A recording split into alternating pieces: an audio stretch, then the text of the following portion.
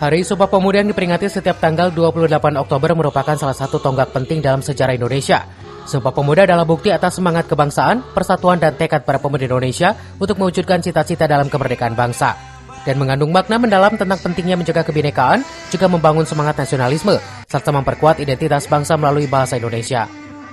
Seperti yang terlihat di peringatan Hari Sumpah Pemuda ke-96 di lapangan Atakwa, Kampung Pedurenan, Kelurahan Pabuaran, Kecamatan Cibinong, Kabupaten Bogor, yang diikuti ribuan warga RW 03 dengan menggunakan berbagai pakaian adat.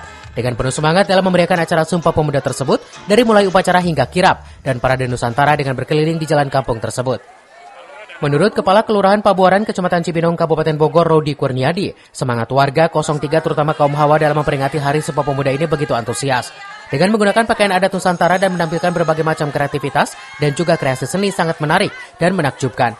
Hingga terlihat begitu semarak meski kegiatan ini hanya tingkat RW dan dirinya memberikan respon positif atas kegiatan tersebut.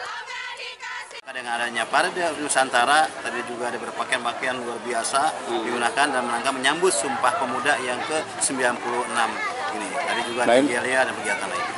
Saya meyakini dalam hati juga tadi saya lihat secara langsung, beliau pun di tingkat RW terasa bukannya tingkat kecamatan, bahkan tingkat Kabupaten Bogor ini. Karena kreativitasnya, kemampuannya, dan juga dalam hati ini berarti memang aset Kelurahan Pabuaran luar biasa.